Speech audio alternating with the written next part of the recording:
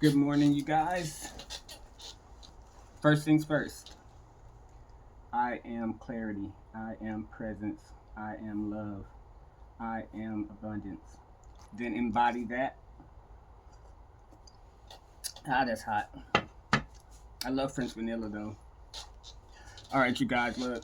Um, Today I'm gonna tell you guys a story, learned experience. Okay. This is something about myself. Okay. Another story, tales from the dark side, if you want to call it that. But I've done some things that have been,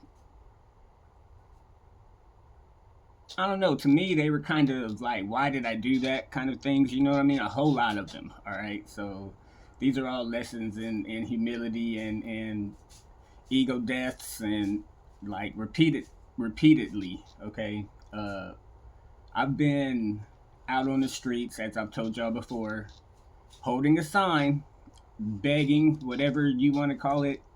The whole time I'm asking the world to send that person with that money for me. And you better believe every day they did. They came. But I remember there was this day, right? I went out and there's this certain spot that I would go to, of course, to do my panhandling. Okay. I would get there and usually it was always me there, right? People would see me do pretty well at this area. Okay, so some new guy comes into the area, and this happens when you're homeless. You get a lot of random passing buyers, or like some of them are violent, some of them are, like murderers. Like it's craziness. But this certain guy comes through and he sees me doing good and he's like asking me to panhandle at my spot, and I'm like, well, as soon as I get done, you can do it. This is how how it is out there. Listen, as soon as I get done, you can get it, bro. You know what I mean? That's all good. So he keeps trying to like hurry me up. It's all good. It's all good. I go ahead, do my thing, go down the street. I let him have it. I come back by, and he's like, "Oh, you want it back?" I'm like, "No, bro. Go ahead, do your thing." You know what I'm saying? I'm good, bro. Like, get money, whatever. He's not really getting that. He's not really getting that much. So he goes on. The next day, I come out there and I see him like in the bushes, right? Now, let me backtrack a little bit. That day before, he asked to use my phone. I let him use my phone. He used it for about 5 minutes. I stood right there next to him, and then, he gave it back to me. He said, "Thank you." I told him, "Go ahead. You can use. Okay." So the next day, I'm thinking everything's cool, right? Everything's cool. I come out there.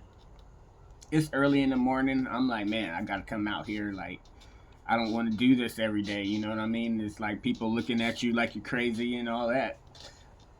So I go ahead and I'm walking past cars holding my sign, and I see this guy in the bushes, and he's just like sitting there acting like real. I don't know.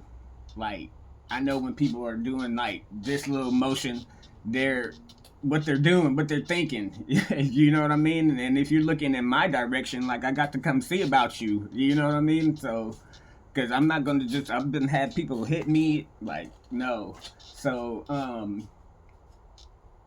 I come by and I'm like, man, you good? And he's like, yeah, I'm good, but you keep coming by here, I'm gonna have to get that phone off you. I'm like, what? You know what I mean? Like, okay. So I turn around, I go back the other way. I'm walking back and forth. So I'm gonna come back by him again. Right. I see all the cars are looking at him before they get to me, like, oh, there's a guy creeping in the bushes, like, you know what I mean? Like this guy might come and get me. Like, I'm not rolling my window down to give anybody anything. So this is what I'm thinking, okay? This is what I'm thinking. Is that this guy is stopping me from getting my money to get my drugs, okay? So I've been in this position before. I've been out here on these streets before, and like I've had this situation come up before. I handled it where I just like let the person run me over and run me away, and then I was like sick from that. Like, no, at this point, where I'm telling you this story, the me that had been on the streets and been like through everything that they had gone through and had been through prison and like, no, no, not today, dog. So the next time I come by, he says something, you come back through here, I'm gonna clothesline you and take that phone. That's when I show up, you know. That's when Dion shows up. Like, immediately I'm like, okay, let's just go ahead and end the situation on everything with one fell swoop of action, you know? So, what? You want this phone? I take it out of my pocket, I walk over to him, I drop it on the ground. I'm like, there it is, bro, you can get it. He comes over and tries to throw it. Pow! Bam, bam, bam! I'm like, bro, you better get out of here before I drag you behind these bushes, dog, and leave you out here. Right? So he gets up, he's all wobbling. I mean, I promise you, the man is split. Like, he's bleeding all down his face. Somebody call the police. He just hit me. My friends are right there, and they run over, and they're like, no, we're on his side. You better get up out of here before you get hurt. And the dude's like, oh, my God. Like, there's like 8 people right here. Like, I better leave. Right?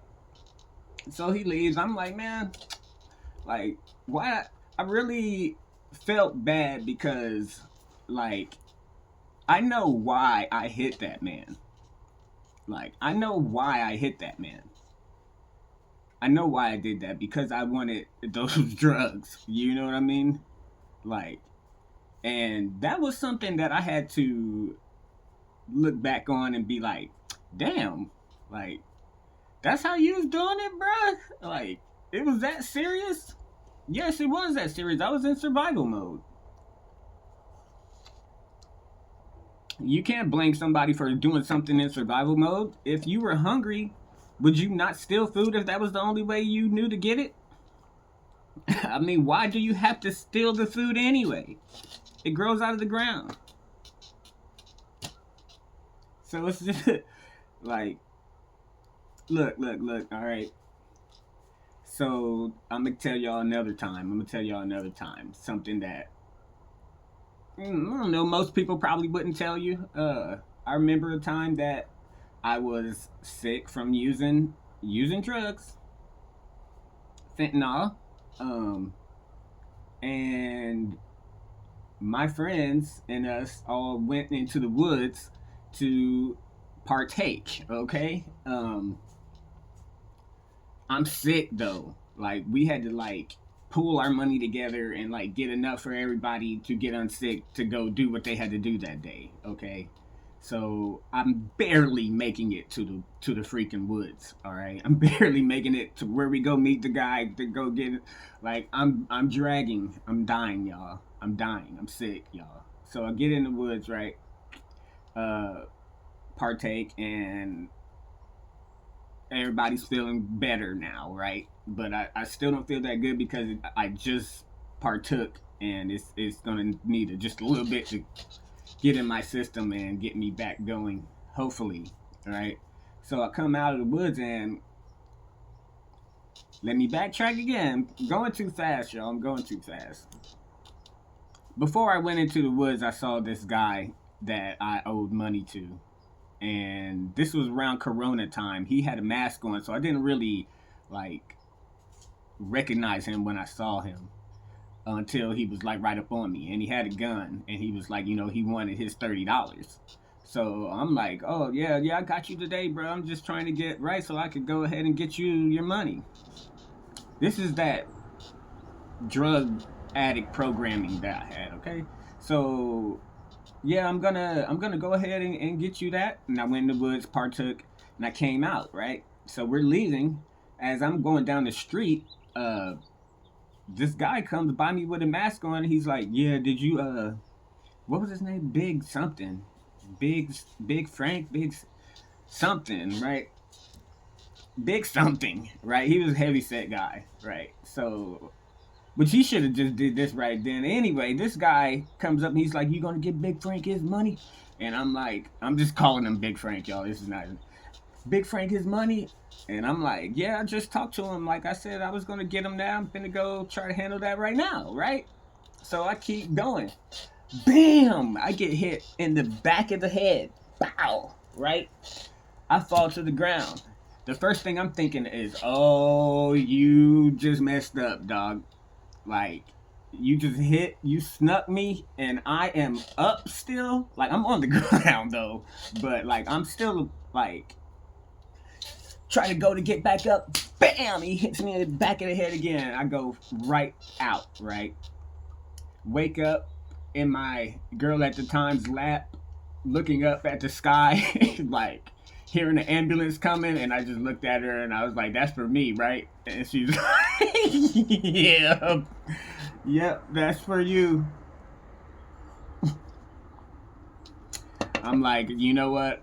I apologize, babe, because like I got hurt and was out and could not do anything to help you while I was out. I left you in danger from something I did, and you know what I mean. Like that's not right. Even though I owe this guy money as a part of her too, but I'm the guy, so I'm taking the all the credit for it all in this relationship. I'm taking the credit for everything, the fall, whatever, all of it. So, but I don't blame her though. I learned so much from all of this out there, like lessons of humility and ego deaths repeatedly. Been called a bit. All the men. Listen, y'all. I'm not none of that though. Like I'm not none of that. Y'all are not going to put me in a box. See y'all tomorrow, y'all. I love you guys.